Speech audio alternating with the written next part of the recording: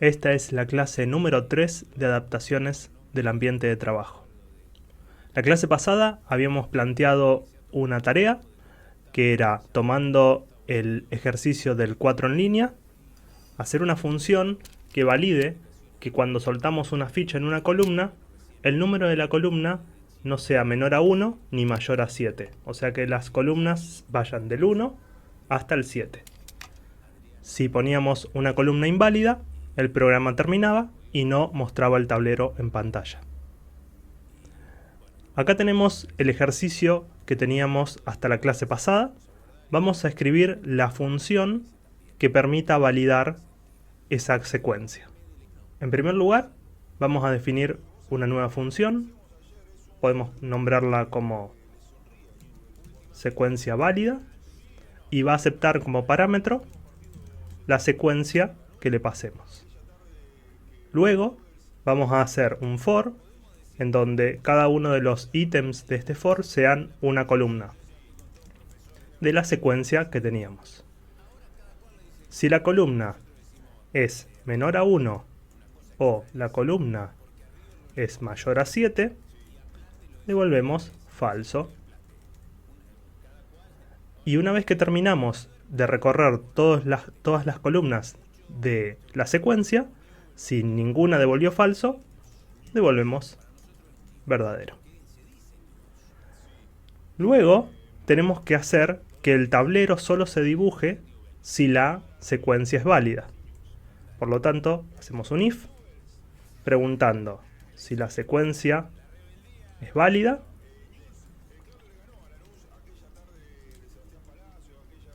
En ese caso, dibujamos el tablero. Vamos a sacarle estos paréntesis. Y en caso contrario, mostramos un error utilizando la función print, indicando que las columnas deberían ir del 1 al 7. Guardamos y vamos a ejecutar este programa. Como vemos, el programa funciona correctamente porque todas las columnas utilizadas en la secuencia son válidas. Probemos ahora de agregar una secuencia inválida. Por ejemplo, una ficha en la columna 8. Si volvemos a ejecutar el programa, vemos que nos muestra un error. Con esto concluimos la primera parte de lo que era la tarea de la clase anterior. La segunda parte de la tarea consistía en crear un commit en nuestro repositorio con un mensaje que represente el cambio que hicimos. Si recordamos, este archivo está en un repositorio, podemos hacer git status y nos dice que tenemos un archivo que se llama prototipo y que está modificado.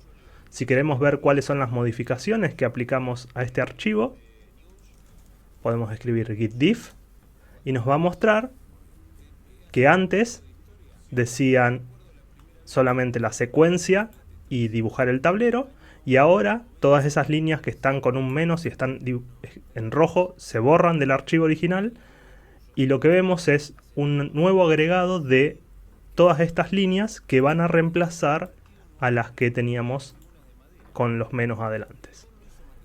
Para crear un commit tenemos que decirle a Git que queremos traquear nuevamente este archivo, diciéndole git add y el nombre del archivo. Preguntamos cuál es el estado del repositorio y ahora nos dice que ese cambio está listo para ser, en la jerga se dice comiteado, o sea, para ser persistido, para sacarle esa instantánea y poder decirle a Git que traquee esos cambios.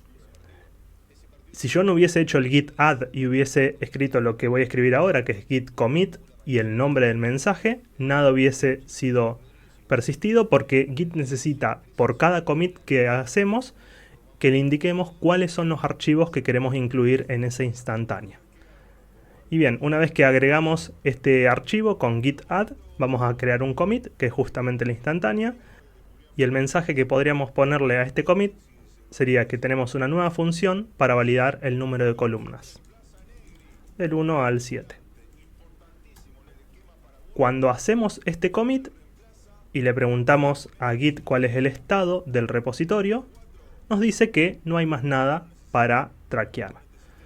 Esto significa que Git ya tiene en su historial de commits o de instantáneas toda la información que tiene y si lo compara con el estado actual del repositorio, no encuentra ninguna diferencia. Por eso dice que no hay nada para hacer commit y que está trabajando en un árbol limpio. El comando git log nos muestra todos los mensajes que se fueron utilizando para crear estos commits, estas instantáneas. Y aquí vemos que tenemos 3 commits. Cada uno de esos commits tiene un hash que es diferente.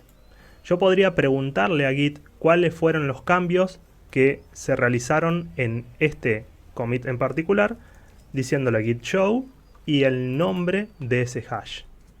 Y ahí me dice que lo único que se cambió fue cambio en la secuencia del soltado de fichas y se reemplazó esta línea por esta línea, que básicamente fue agregar un 3 y un 4. También me dice la fecha en que hice este commit, quién fue el autor y cuál fue el correo electrónico.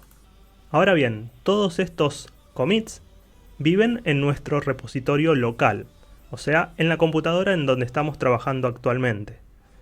Si nosotros quisiéramos hacer un respaldo de estos commits en la nube, en los servidores de alguna otra compañía o de la empresa donde estamos trabajando, tenemos que utilizar un repositorio, pero remoto. Remoto significa lejano. Existen varios proveedores que proveen de este servicio de repositorios remotos. El más conocido es GitHub. Se puede encontrar en github.com. También existe GitLab, Bitbucket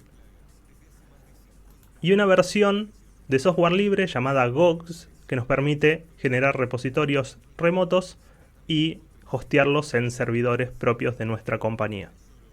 Para este ejemplo vamos a utilizar GitHub para hacer que los commits que tenemos en nuestro repositorio local queden también respaldados en los servidores de Microsoft, que es la empresa que compró GitHub hace un par de años, creo, y queden como copia de seguridad en la nube. Y si nosotros borramos el repositorio de nuestra computadora, podamos seguir teniéndolo respaldados en otras computadoras de alguien más. El proceso de crearse una cuenta en GitHub es muy simple. Tienen que hacerle clic a Sign Up. Eligen un nombre de usuario, un email y una contraseña. Y después les pregunto un CAPTCHA simplemente para ver que son humanos. En mi caso, yo ya tengo una cuenta en GitHub y es la que voy a utilizar para mostrarles el proceso de creado de repositorios. Una vez que iniciaron sesión en GitHub, van a ver a la izquierda los repositorios que ya tienen creados en su cuenta. Seguramente no tengan ninguno porque su cuenta es nueva. Van a ver un botón que dice New, en donde pueden crear un nuevo repositorio. En este caso, yo le voy a llamar 4 en línea. El nombre del repositorio puede ser cualquiera, el que ustedes quieran. Generalmente se le pone un nombre que esté relacionado con el proyecto. El siguiente paso es definir si este repositorio va a ser público o privado. Si un repositorio es público, cualquier persona en Internet puede verlo y descargar su contenido. Si es privado, solamente ustedes y a quienes ustedes les den acceso pueden ver el contenido de esos archivos. Las empresas utilizan GitHub generalmente con repositorios privados para mantener el código de los proyectos que trabajan con clientes. Hay que tener mucho cuidado cuando crean un repositorio de no equivocarse y crearlo como público cuando en realidad debería ser privado. Pero para este ejemplo vamos a utilizar un repositorio público para que todos puedan ver el código que vamos a ir subiendo a este repositorio. Le damos clic a crear repositorio y GitHub nos va a dar una serie de instrucciones para que podamos hacer los primeros commits a este repositorio. Ahora, nosotros ya tenemos commits en el repositorio. Simplemente queremos utilizar el que tenemos en nuestra computadora y respaldarlo en este repositorio remoto. Por eso GitHub nos dice que podemos pushear, o sea, hacer un push de esos commits al repositorio que hayamos creado actualmente. Nos da una serie de instrucciones. En primer lugar, nos dice que podemos agregar el repositorio remoto con un nombre que se llama en este caso Origin y especificándole la dirección de este repositorio. Ahora, es importante tener en cuenta que GitHub nos ofrece dos formas de conectarnos a este repositorio. a través de SSH y a través de HTTPS.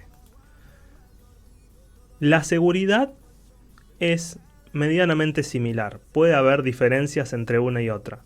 Con HTTPS vamos a tener que escribir nuestra contraseña cada vez que queramos sincronizar los commits entre el repositorio local y el repositorio remoto. Con SSH lo que se hace es crear un juego de clave pública privada utilizando criptografía asimétrica, y la clave pública se guarda en GitHub y la clave privada obviamente queda de nuestro lado. Cuando hacemos un push entre nuestro repositorio local y el repositorio remoto, GitHub utiliza esa información de la clave privada y pública para autenticarnos y no tener que pedirnos la contraseña de nuestra cuenta todo el tiempo. Generalmente es mucho mejor utilizar SSH que HTTPS. Es más seguro y hay menos riesgos de que alguien esté robándonos la contraseña porque la tenemos que tipear. Pero para este ejemplo, para empezar con algo simple, vamos a utilizar HTTPS para que no tengan que crear su par de clave pública privada y sea todo más sencillo. Cuando cambiamos de SSH a HTTPS, las instrucciones cambian solo un poco y ahora nos agrega el HTTPS a la dirección de nuestro repositorio. Vamos a copiar esta línea y la vamos a pegar en la terminal donde estemos trabajando. Si yo aprieto Enter, no pasa nada, Git no nos dice que cambió nada. Pero si ahora yo escribo git remote -b, nos dice que hay un repositorio que se llama origin que tiene esta dirección. Y acá es donde quiero detenerme para explicar un poco esto de origin. Origin es simplemente un nombre. Ustedes le podrían haber puesto GitHub si quieren, o le podrían haber puesto remoto o nubecita, lo que quieran. Por defecto y por una cuestión de costumbres, GitHub nos dice que este repositorio remoto se llama origin. De todas formas, lo pueden cambiar dentro de la carpeta git config y acá nos dice el nombre del repositorio, si en algún momento lo quieren cambiar por algo distinto. Tampoco es necesario tener un único repositorio remoto. Podrían tener múltiples repositorios remotos en distintos proveedores, o en el mismo proveedor con distintos repositorios. Por ahora, para mantener las cosas simples, vamos a utilizar solo GitHub y el repositorio remoto se va a llamar Origin. ¿Por qué es importante saber el nombre del repositorio? Porque el comando para sincronizar los commits locales hacia la nube es git push, nombre del repositorio, que en este caso es Origin, y el nombre de la rama en donde estamos actualmente, que en este caso se llama master. Todavía no definimos qué son las ramas. Básicamente son como un camino que pueden seguir los commits cuando los vamos creando. Más adelante vamos a ver cómo se pueden crear las ramas, cómo se pueden renombrar, cómo se pueden eliminar, pero por ahora, cuando creamos nuestro repositorio original, cuando hicimos git init, nos creó una rama que se llamaba master, que es la única que tiene el repositorio. Si están utilizando una versión de Git nueva, es probable que en vez de master, su rama se llame main. ¿Cómo saben en qué rama están? Haciendo git status y nos dice en la rama master. Como les decía, para hacer un sincronizado de los commits que tenemos en nuestro repositorio local hacia la nube, hay que hacer git push origin y el nombre de la rama. Como estamos utilizando HTTPS, nos va a pedir el usuario y la contraseña de nuestra cuenta de GitHub. Si estuviésemos usando SSH, la sincronización es automática y no nos pide ninguna contraseña.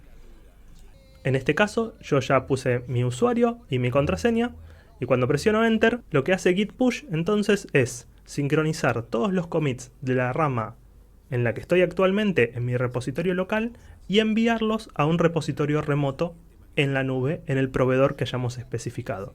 En este caso, GitHub.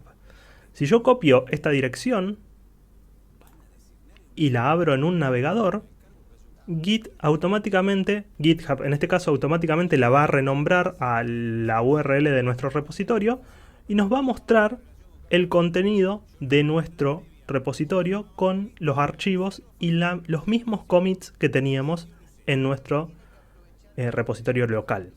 ¿Cómo vemos si son los mismos commits? Acá dice 3 commits, le hacemos clic acá y vemos que están definidos cada uno de los commits que hicimos, incluyendo el último que creamos hace un rato atrás.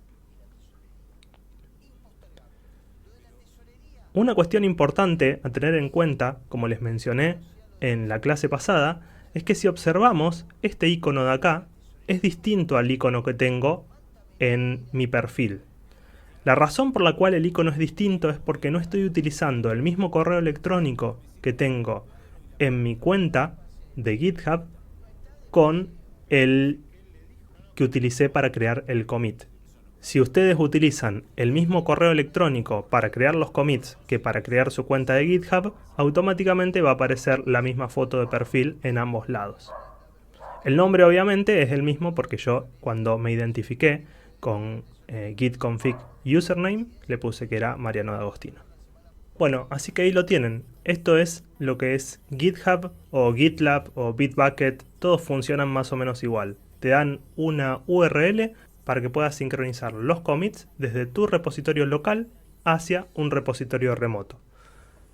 Quiero cerrar esta clase haciendo mención a que no necesariamente tenemos que usar sistemas de control de versiones para traquear código.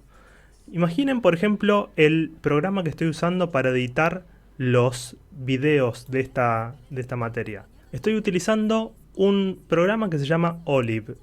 Y Olive lo que me permite es editar, obviamente, todas las distintas partes que armamos este video y guardarlo en un archivo de texto que tiene extensión .ove. En esta carpeta tengo todas las partes que utilicé para grabar este video. Y el archivo clase 3 OBE es el que tiene el contenido que me guarda el programa Olive. Es un archivo de texto, ¿sí? Así que yo podría generar un repositorio en esta carpeta, decirle que quiero agregar solamente el archivo OBE, hacer un commit, clase 3 de adaptaciones del ambiente de trabajo. Obviamente me va a pedir primero, como es el primer commit, que me autentique. Vamos a hacerlo rápidamente, poniendo el nombre del usuario y un correo electrónico. Y ahora me deja hacer el commit que quería hacer inicialmente. Este commit que hice acá me permite ahora seguir editando del video que estaba grabando actualmente. Y por cada cambio que yo haga, por ejemplo, imaginemos que quiero ocultar esto.